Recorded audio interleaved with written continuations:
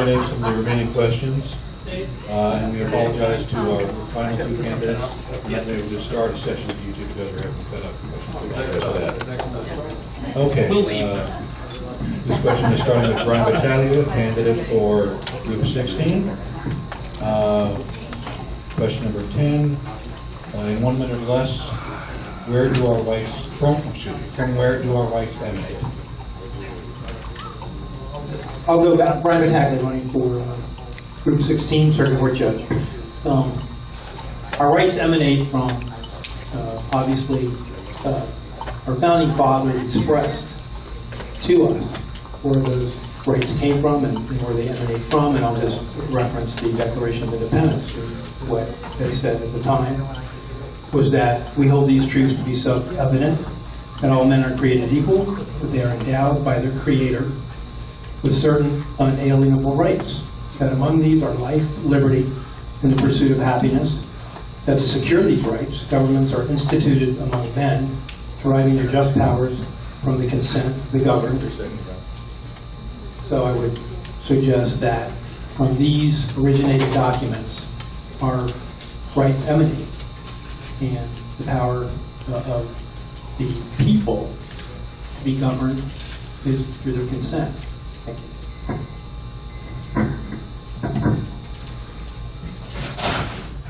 Quite simply, the Constitution. Thank you. Kim Sharp. Amanda Cologne, Group 21. We already have these rights as human beings. The Constitution has clarified them and given us a vehicle to protect them in our country. Amanda Cologne, Group 21. I feel like I told you.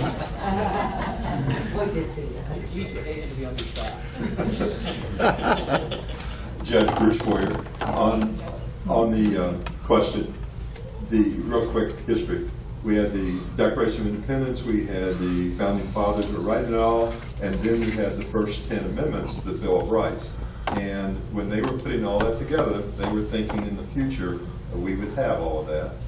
They weren't thinking about Florida, they didn't even know about Florida, they didn't even know us. We're several generations in the future. But they would be so proud of us for how we've turned out. And we still have their the Constitution and the Bill of Rights. So we're proud of all of you. Thank you. Bruce Boyer. I'm John Newland.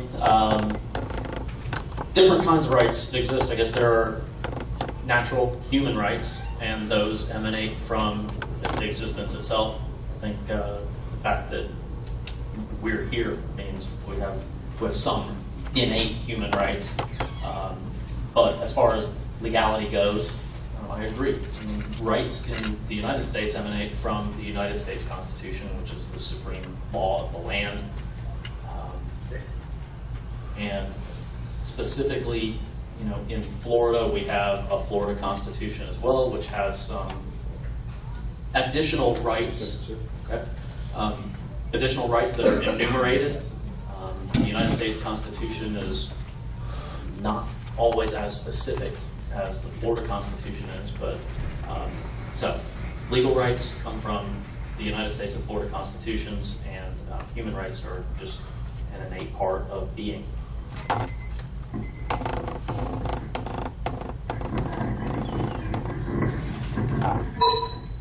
That's the second time I've done that, I'm sorry. Susan St. John, Group 1, Declaration of Independence, the United States Constitution, the Florida Constitution, that's where our rights come from. It's really that simple. I think we're all in agreement there, and there's really nothing to add for that. Thank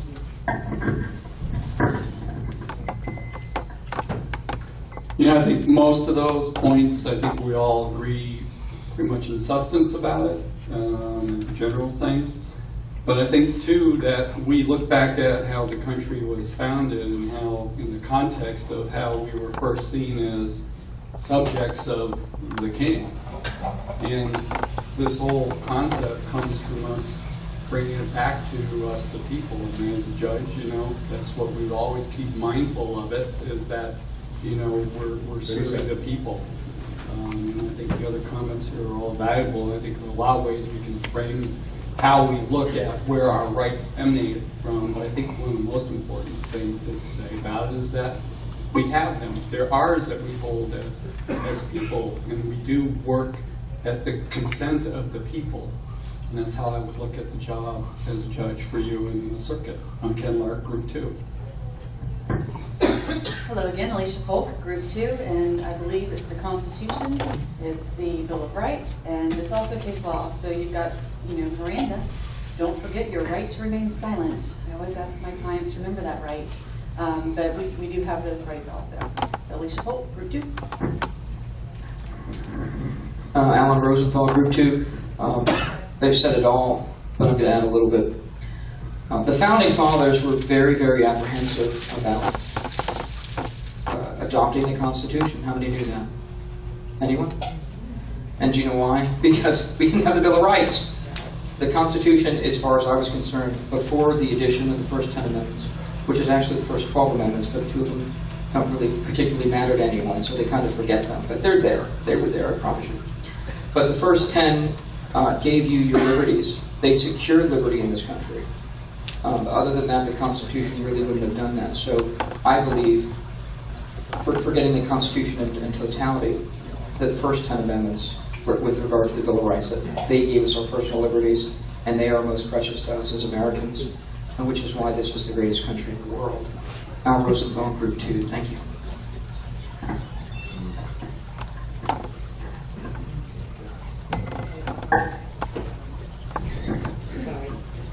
This question is for Kimberly Sharp, Group 16, and the question is, number 16, what does "shall not be infringed" mean to you? All right, we're going to make this interactive. I think the "shall not be infringed" comes from the Second Amendment. Am I correct? I think that is the only amendment. That is the only amendment that has the "shall not be infringed upon" in it, actually, correct? Correct. Thank you. Okay. Well, then, that's my answer. And now I know it's right. No, I believe that's the only amendment that has the "shall not be infringed" language in it. So, what does that mean to you? To me? Yes, as a judge, what do those words and how will they mean, what do they mean to you if you were sitting judge? And your time's up. I don't know if we're allowed to comment on that. On the construction of it? Just. I'm sorry. When in doubt. Okay, that's fine. I think the concern is that it is such a political issue that for us to comment on what that means could potentially violate Canon 7. I would like to ask if anyone would like to answer that question in a generic sense. No? Okay, we'll go on to the next. Thank you. Sorry.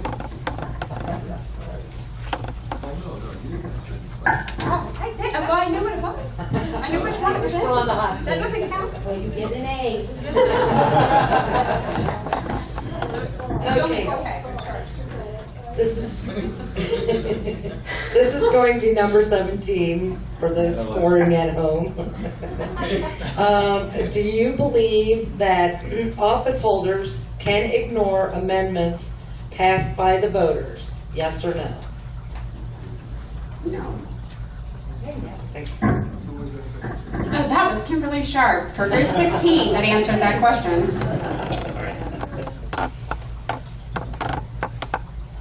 If I can use my time just to explain something really briefly, I know you all are probably one of the most educated sets of voters that we are talking in front of. And I mean no disrespect, but I want you all to know that when we do refuse to answer a question, it does not come out of a place of not being knowledgeable or not having opinions about things. Of course we do, but as judges we need to set them aside.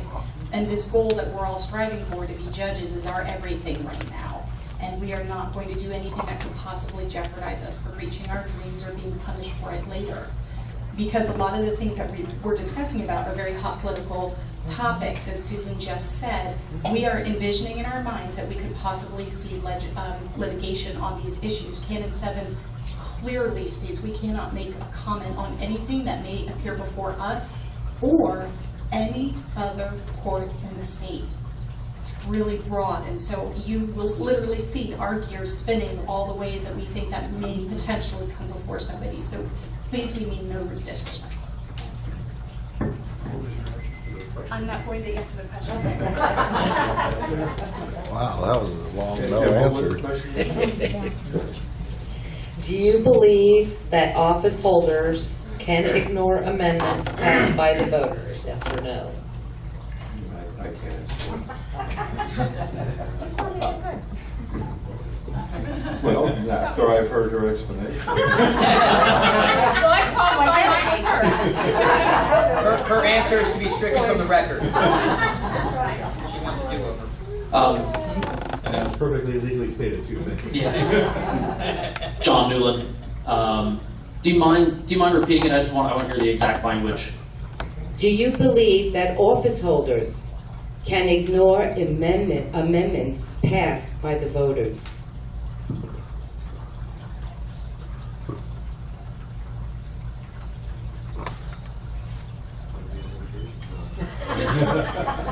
Well, it's tough. I mean, the short answer is I believe no.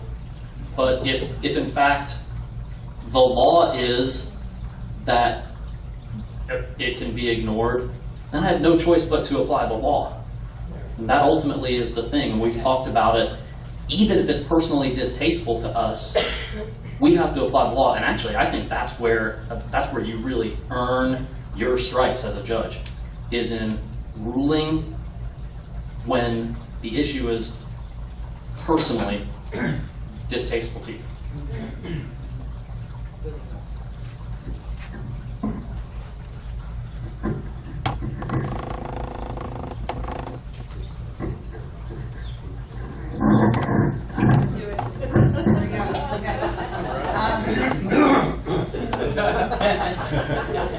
Just a couple things to clarify. Susan St. John for Circuit Court Judge Group 1.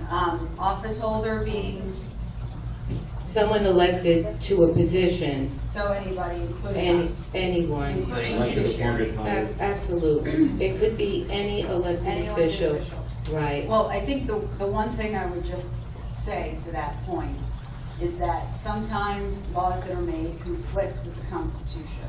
And it's our job, it could potentially be our job to make those decisions. We have scenarios, which I think I talked with someone about earlier today, where we have laws right now, specifically like juveniles who are charged with non-homicide offenses but could be punished by life. The Florida Supreme Court has said that that law is unconstitutional as it applies to juveniles. Okay, so sometimes laws and the Constitution conflict, and those are decisions that we're going to have to make. So, can we ignore laws that are made by people? No, but it's also our job. We wouldn't ignore them, but we have to look at them and make sure they're constitutional.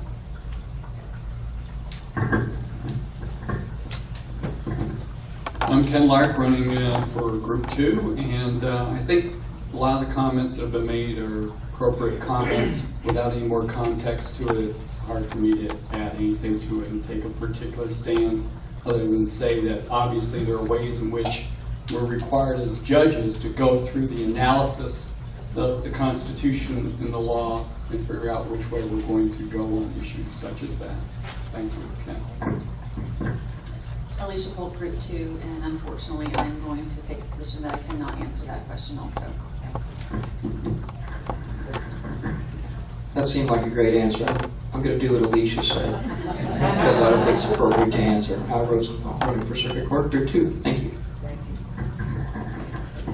Brian Battaglia. I think that with regard to this particular question, there's so many different issues that can arise as it relates to the question posed. And first of all, you have to determine as a judge if there's a jurisdiction. The lawyers determine whether they can bring the case, present it to you, the dispute as it relates to this particular question. Then they present their briefs, their arguments, and it's up to the judge to rule whether or not on that question presented it's within the confines of the law, whether that's constitutional law or statutory law.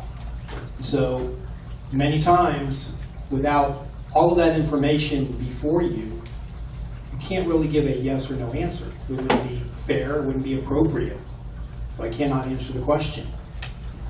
And I get to qualify because everyone else said something more than one word. Yes or no? So, You already said you're gonna. I did, but I can We grant you qualification. I can still qualify that with obviously everything that comes in front of us has different facts, different circumstances, different backgrounds, and without knowing all of that, it's hard to give that answer without knowing what would be in front of us. So I qualify that. Thank you.